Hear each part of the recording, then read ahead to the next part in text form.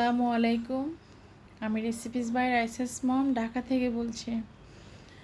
নতুন দিনে নতুন আরেকটি রেসিপি নিয়ে আপনাদের মাঝে হাজির হলাম। তো আজকে আমি ফিরনি রেসিপি করব। আমি এভাবেই বাসায় ফিরনি রান্না করে থাকি। তো আমার এই ফিরনি রান্নার রেসিপি যদি আপনাদের থেকে ভালো লেগে থাকে তাহলে ছোট্ট একটা লাইক দিয়ে দিবেন। আপনার ছোট্ট একটা লাইকে আমাকে অনেক দূর এগিয়ে নিয়ে যেতে পারে, অনেক অনুপ্রেরণা জাগায় আমাকে রেসিপি করার, নতুন ভিডিও করার। তো তাহলে শুরু করা যাক। আমি প্রথমে চিনি গুঁড়া চাল নিয়ে নিলাম, ভালোভাবে শুকনো কাপড়ে মুছে। তারপরে আমি ব্লেন্ডারে ছোট জারগুলো আছে ওগুলোতে এই চিনি গুঁড়া চালটাকে আমি ব্লেন্ড করে নেব, একটু ভেঙে নেব।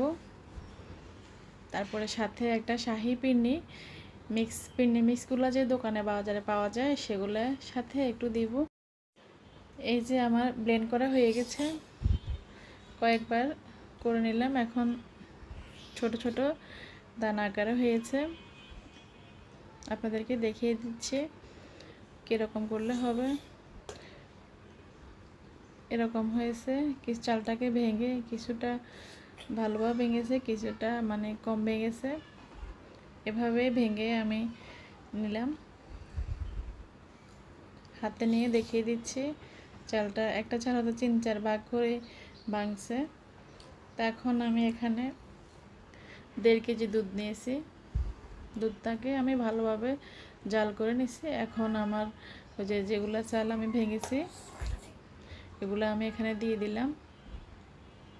তারপর কতক্ষণ আমি নেড়ে চেড়ে কয়েকটা ব্লক উঠিয়ে নিলাম। এখন আমি রাঁধুনি ফিরনি মিক্স প্যাকেটটা এগুলোর সাথে দিয়ে দিব।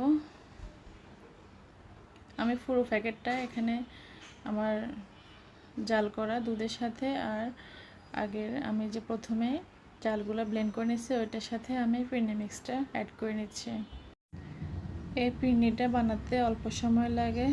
অল্প সময় বাসায় এভাবে তৈরি করে পায়েসটা রান্না করলে খুবই ভালো লাগে, খুবই মজা হয়। তারপর যদি আপনি ফ্রিজে রেখে খান তাহলে তো ঠান্ডা ঠান্ডা এই গরমে অনেক ভালো লাগে, খুবই টেস্ট, মেহমান আপ্যায়ন করতেও পারবেন। আমি ভালোভাবে মিশিয়ে নিচ্ছি, নাড়াচাড়া করে, না হয় নিচে দলা পেকে যাবে। তো সাথে আমি 2টো এলাচকে ফালি করে দিয়ে দিলাম, একটু ছিদ্র করে এলাচটাকে দিয়ে দিলাম ফ্লেভারের জন্য। এখন ভালোভাবে চামচ দিয়ে নাড়াচাড়া করলে আপনার নিচে লেগে যাবে, নিচে লেগে গেলে টেস্টটা ভিন্ন আসবে। তাই ভালোভাবে নাড়াচাড়া করতেই থাকতে হবে। এই ফিরনি মিক্সের ভিতরে চিনিও দেওয়া থাকে। তো আমি এখানে তো চাউল অ্যাড করছি, তো এক্সট্রা সাথে আমি ব্রাউন সুগার দিয়ে দিব 1 চামচ, মাত্র 1 চামচ ব্রাউন সুগার দিয়ে দিচ্ছি। দিয়ে আমি ভালোভাবে নাড়বো, আবার এটাকে মিশিয়ে নেব চিনি। আমার চ্যানেলে নতুন আপু ভাইয়ারা যুক্ত হচ্ছে, তাদেরকে অসংখ্য ধন্যবাদ। আর যারা আগে থেকে যুক্ত আছেন তাদেরকে মন থেকে অসংখ্য অসংখ্য ধন্যবাদ। সাথে আমি একটু লবণ দিয়ে দিলাম সামান্য পরিমাণ, টেস্টটাকে ব্যালেন্স করার জন্য। মিষ্টি খাওয়ার সাথে অনেকে লবণ দেয় না, আমি সামান্য পরিমাণ লবণ দিই যেন স্বাদটাকে একটু ভালো আসার জন্য।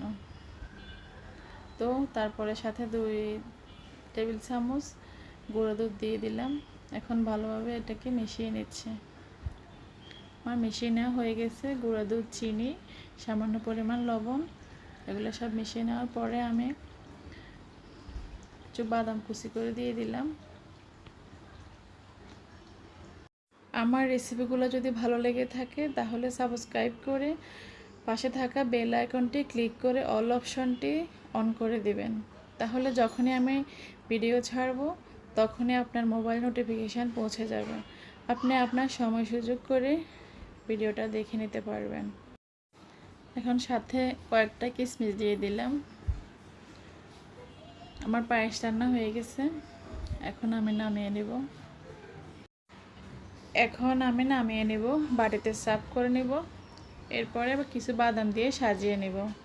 তারপর ঠান্ডা হলে ফ্রিজে রেখে দিলে 3-4 ঘন্টা রাখলে ঠান্ডা হয়ে যাবে। ফ্রিজে বের করে বাচ্চারা এবং বড়রা সবাই খেতে পারবে, খুবই মজা, মেহমান আপ্যায়নও করতে পারবেন। ইনস্ট্যান্ট রাঁধুনি ফিরনি মিক্স দিয়ে পায়েস রান্না করতে পারবেন। খুবই মজা, খুবই টেস্ট। এভাবে একবার বাসায় ট্রাই করে দেখবেন। এই গরমে ফ্রিজে রেখে খেলে, ঠান্ডা করে খেলে খুবই ভালো লাগবে, খুবই মজার, খুবই টেস্ট। তো এখন আমি বাদাম দিয়ে সাজিয়ে নিচ্ছি। সবাইকে সম্মান ও শ্রদ্ধা, ভালোবাসা জানিয়ে আজকের জন্য এখানে বিদায় নিচ্ছি। সবাই ভালো থাকবেন, সবাই সবার জন্য দোয়া করবেন। আল্লাহ হাফেজ, আসসালামু আলাইকুম।